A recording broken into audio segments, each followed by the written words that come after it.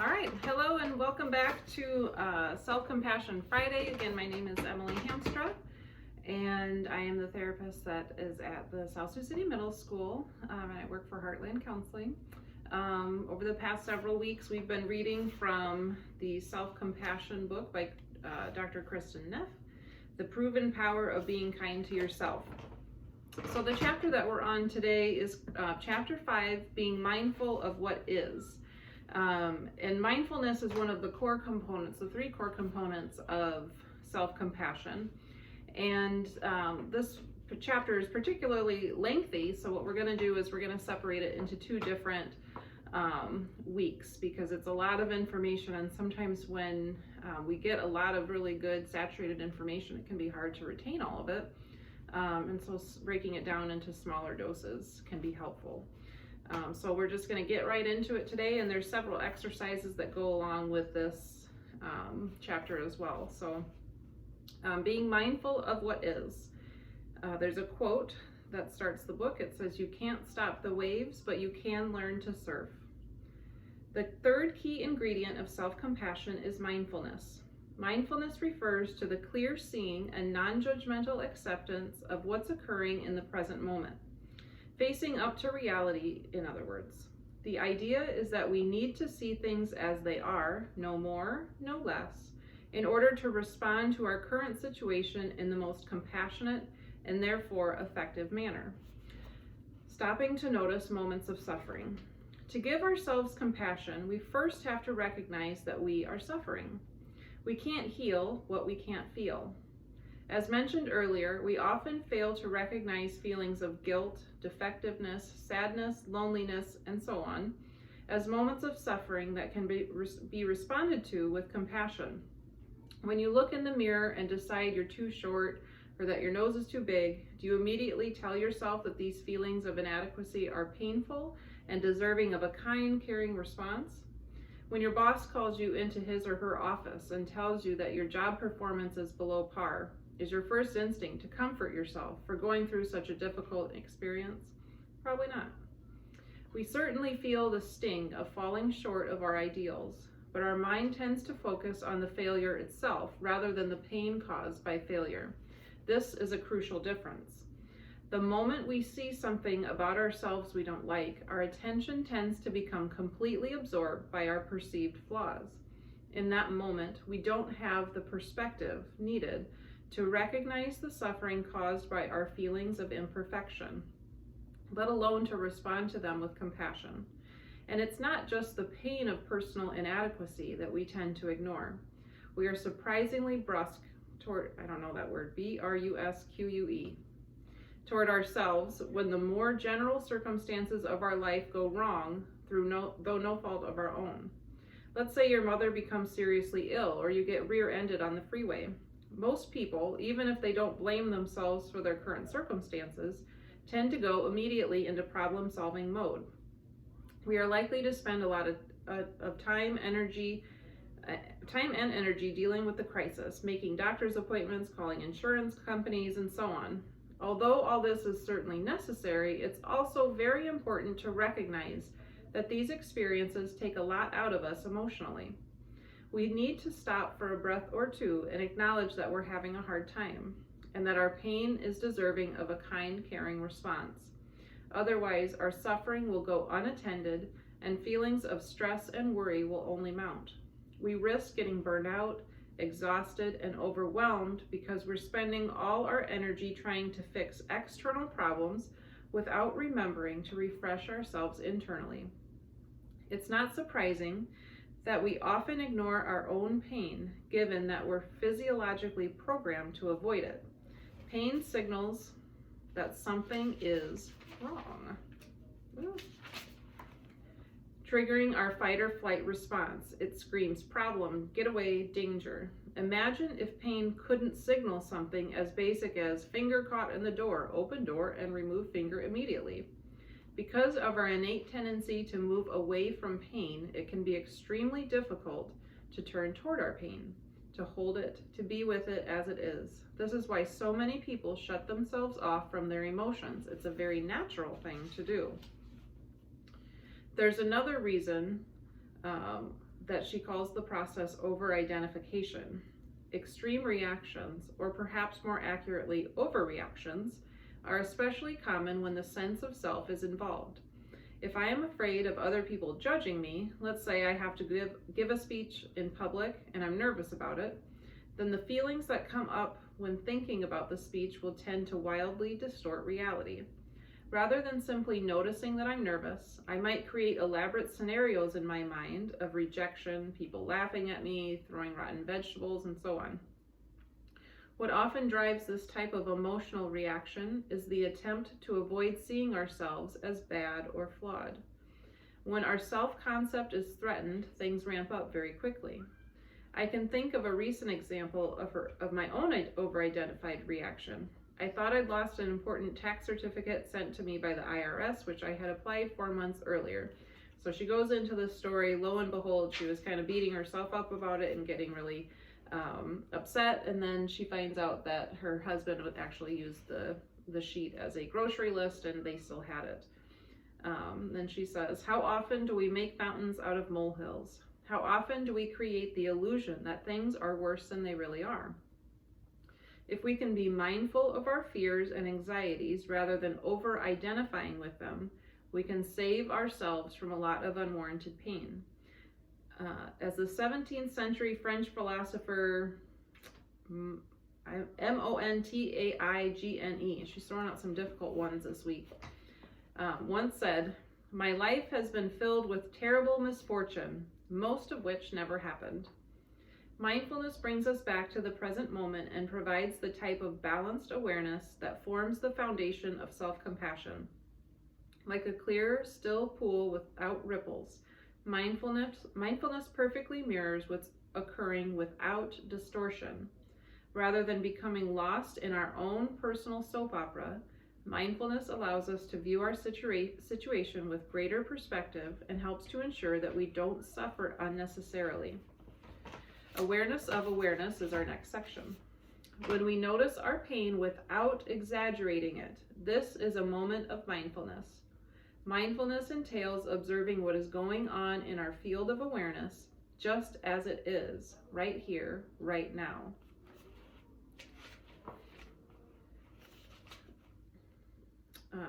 One of the most fundamental truths of life is that conscious awareness only exists in the here and now. Excuse me. Why is this important? Because this insight allows us to see that thoughts about the past and the future are just that, thoughts. The past does not exist except in our memories, and the future doesn't exist except in our imagination. Rather than being lost in our train of thought, therefore, we can take a step back and say, this is what I'm thinking, feeling, and experiencing right now. We can awaken to the reality of the present moment. Mindfulness is sometimes seen as a form of meta-awareness, which really means awareness of awareness. Instead of simply feeling anger, I'm aware that I am now feeling anger. Rather than just feeling a blister on your heel, you're aware that you're feeling the blister on your heel. Not only am I thinking about what I'm going to say at the meeting tomorrow, I'm aware that I'm now thinking about what I'm going to say. This may seem like a vague, insubstantial distinction, but it makes all the difference in the world in terms of our ability to respond effectively to difficult situations. When we can see our situation with clarity and objectivity, we open the door to wisdom. When our awareness narrows and gets lost in our thoughts and emotions, we can't reflect on our reactions and question whether they are out of line. This limits our ability to act wisely. A commonly used analogy among those who write about mindfulness is that of a movie theater. When you're lost in the storyline of a movie, perhaps a thriller, sometimes you suddenly remember that you're watching a movie. A moment earlier, when you thought the heroine might be pushed out of the window by the villain, you were gripping your armrests in fear. Then the man next to you sneezes and you realize that there isn't really any danger, it's just a movie. Rather than being totally consumed by the plot, your awareness broadens and you recognize what is actually happening in the present moment. You are simply watching pixels of light dancing across a scene. So you loosen your grip on the armrest, your heartbeat returns to normal, and you allow yourself to become lost in the story once again. Mindfulness operates in a very similar manner. When you focus on the fact that you are having certain thoughts and feelings, you are no longer lost in their storyline. You can wake up and look around you, taking an outsider's perspective on your experience. You can turn your awareness in on itself, as if you were gazing in a reflective pool and see an image of yourself gazing in a reflective pool. Try it right now. You've been reading or listening to the words on this page without realizing that you're reading or listening. But now you can read or hear this sentence with the awareness that you are hearing. If you're sitting, you probably haven't noticed the sensations in your feet as they touch the floor. Now focus on the fact that your feet feel a certain way. Not only do your feet tingle, you are now aware that your feet feel this way. This is mindfulness. Shining the light of consciousness is our next section. One key to understanding mindfulness lies in distinguishing awareness itself from the contents of awareness. All sorts of different things arise within the frame of our awareness: physical sensations, visual perceptions, sounds, smells, tastes, emotions, and thoughts. These are all contents, things that come and go, and the contents of awareness are always changing. Even when staying perfectly still, our breath rises and falls, our heart beats, our eyes blink. Sounds arise and pass away. If the contents of awareness didn't change, we'd be dead. Life, by definition, entails transformation and change. What about the awareness that holds all of these phenomena, however? The light of consciousness that illuminates the sounds, sights, sensations, and thoughts. Awareness does not change. It is the only thing in our waking experience that remains still and constant, the calm foundation on which our ever-changing experience rests. Experiences continually vary, but the conscious awareness that illuminates those experiences does not. Imagine a red cardinal bird flying across a clear blue sky. The bird represents a particular thought or emotion we're experiencing, and the sky represents mindfulness, which holds the thought or emotion. The bird might start doing crazy loops, take a nosedive, land on a tree branch, whatever, but the sky is still there, unperturbed. When we identify with the sky rather than with the bird, or in other words, when our attention rests in awareness itself rather than the particular thought or emotion arising within that awareness, we can stay calm and centered. This is important because when we are mindful, we find our resting place, our seat as it is sometimes called. Rather than having our sense of self caught up and carried away by the contents of awareness, our sense of self remains centered in awareness itself. We can notice what is happening, an angry thought, a fear, a throbbing, without falling into the trap of thinking that we are defined by this anger, fear, or pain. We can't be defined by what we are thinking and feeling when our consciousness is aware that we are thinking and feeling. Otherwise, who is it that is being aware of our thoughts and feelings? So exercise 1 is a noting practice, which she also says is available as a guided meditation on selfcompassion.org. It's self-compassion.org. An important tool used to develop mindfulness is the practice of noting. The idea is to make a soft mental note whenever a particular thought, emotion, or sensation arises. This helps us to become more consciously aware of what we're experiencing. If I note that I feel angry, for instance, I become consciously aware that I'm angry. If I note that my back is uncomfortable as I'm sitting, I become consciously aware of my discomfort. This provides me with the opportunity to respond wisely to my current circumstances. Perhaps I should take a few deep breaths to calm down or stretch to relieve my back pain. The noting practice can be used in any situation and helps engender mindfulness in daily life. So for this exercise, find a relaxed position and sit down. She says for 10 to 20 minutes, but I think especially if you're a beginner, I think 1 or 2 minutes is fine. She says, get comfortable, close your eyes, and simply note whatever thoughts, emotions, smells, sounds, or other physical sensations arise in your awareness. For example, breathing in, sound of children playing, itch in left foot, wondering what to wear for the party, insecurity, excitement, plane flying overhead, and so on. Every time you become aware of a new experience, acknowledge the experience with a quiet mental note. Then allow your attention to settle on the next experience it is drawn to. Sometimes you'll find yourself lost in thought and realize that for the last few minutes or few seconds, you've been thinking about your lunch and have forgotten entirely about your noting practice. Not to worry. As soon as you notice that you've been lost in thought, simply note, lost in thought, and turn your attention back to noting. We can train our brains to pay better attention and become more aware of what's happening to us moment to moment.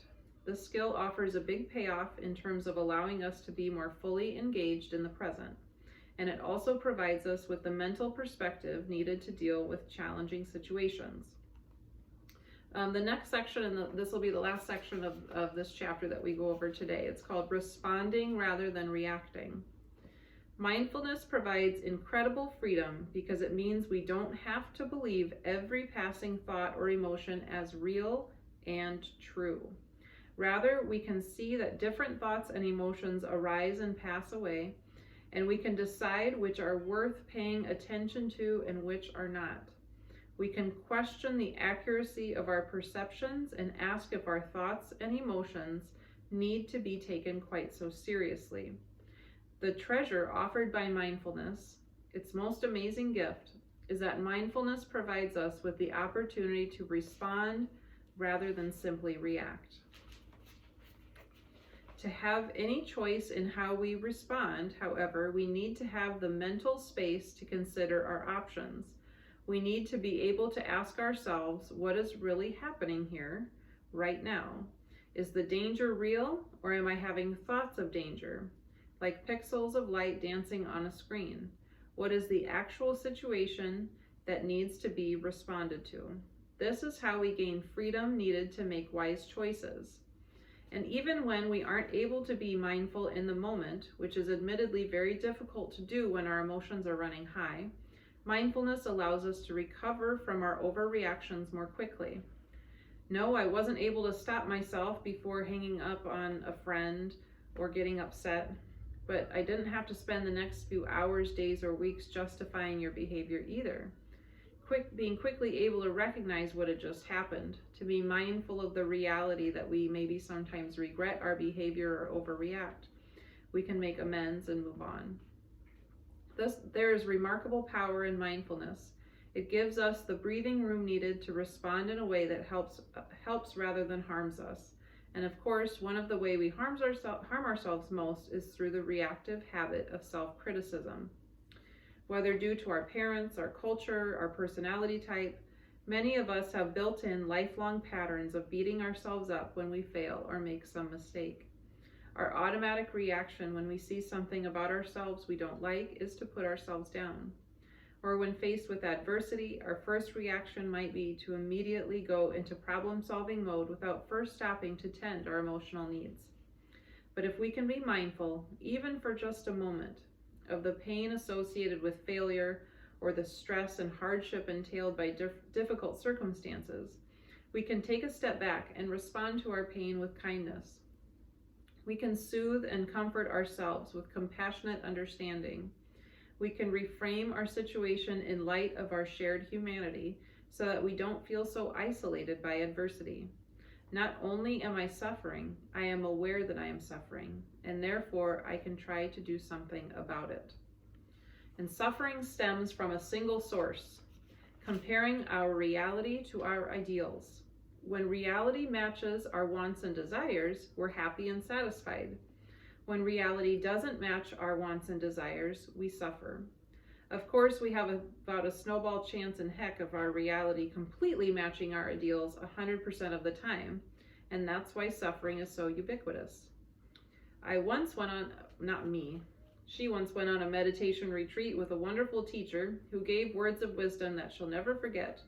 He said that the key to happiness was understanding that suffering is caused by resisting pain.